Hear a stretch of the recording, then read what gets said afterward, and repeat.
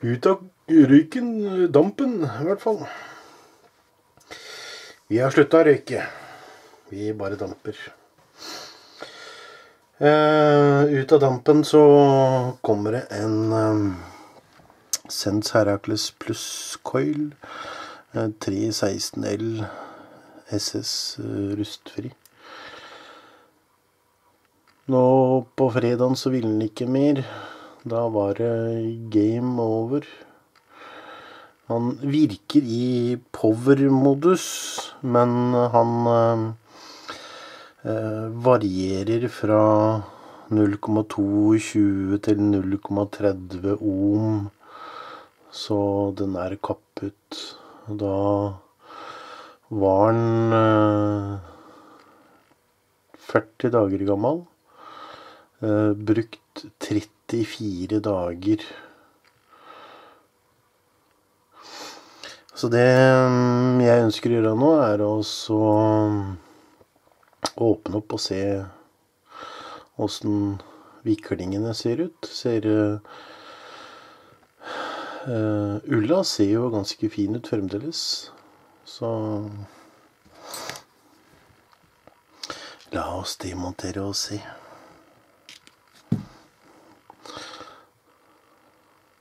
Det ser I hvert fall fin og ren ut, men det bare båndbiten som kobler seg til på plussen.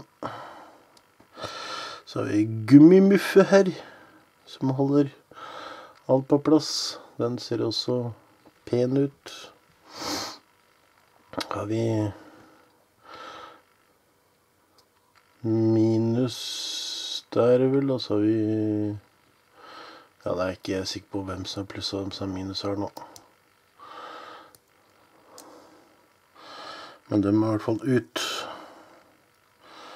Det beste hadde vært å fått alt helt ut.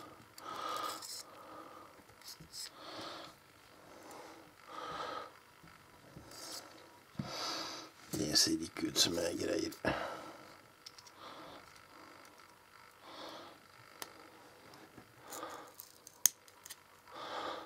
En spitback beskyttelse.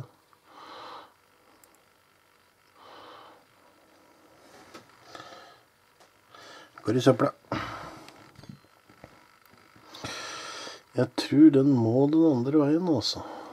Men her jeg I hvert fall tak I selve coilen.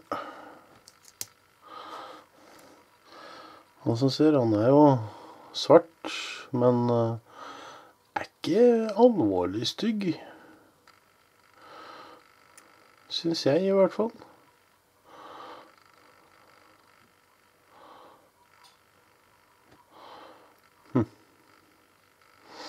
Men I rettferdighetens navn 34 dager på en coil, det står litt respekt av.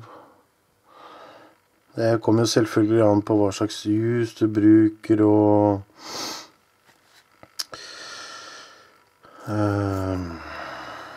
her det mer. Hvor hardt du kjører nå, det veldig mange faktorer ute og går. Her selve coilen. Skal vi se. Her har vi ulla. Den ser faktisk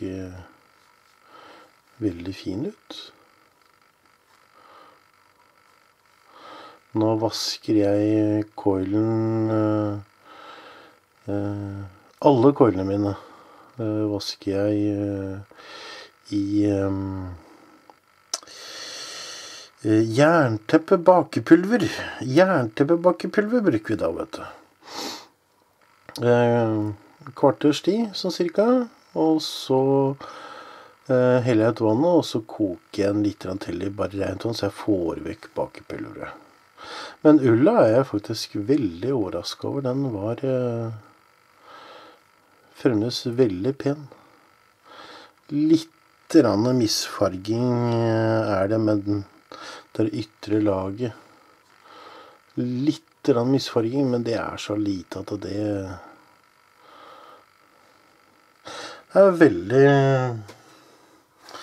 veldig fornøyd med ulla den bruker I hvert fall. Her har vi da selve coilen. En dual coil, og her ser du litt mer grums.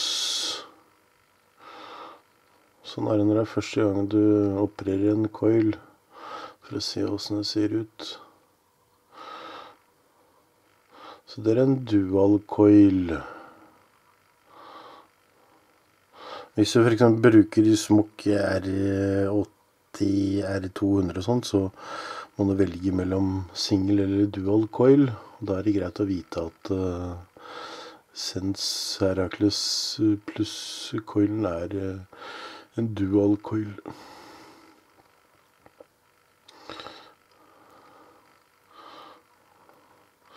Ikke så lett å se I kameraet gjøre dette, men I hvert fall så har du alle coil-bitene her, de jo svarte, men ikke så mye dritt på dem som det jeg trodde. Jeg har sett de store gutta viser ham mye verre coil enn dette her. Og da var det bare en tom casing igjen, og som vi ser så den temmelig ren innvendig, så jeg har tro på å vaske coil I bakepulver. Jeg kan ikke si at dette et bevis på at å vaske coil I bakepulver den beste løsningen, men bakepulver et naturlig produkt vi har, eller bruker I bakevarer, så jeg ser ikke noe gærent med å bruke det I hvert fall. Så alt jo temmelig rent. Denne her kanskje litt gul enn det han var før, men det gyllent og rent hele veien, og coilen holdt seg veldig pen, så hvorfor han ikke vil låse seg, og hvorfor ohm varierer, det vet jeg ikke. Men dette var bare sånn forsøk jeg gjorde for å se hvor lenge en coil kan vare. Og selvfølgelig informere deg som ser på, hva du kan forvente av en coil. Nå har ikke jeg brukt de søteste jusene, det har jeg ikke. Jeg liker ikke veldig søt jus. Det også en faktor du må ta med I beregningen, at det ikke brukt veldig søt jus, men han ikke sur eller bitter heller. Han kall det sånn cirka midt på treet, sånn sirkus.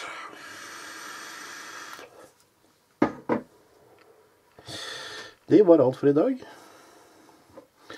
Da gjenstår det bare å ta en liten vape, og så lar vi coilen forsvinne til de evige jaktmarkeder.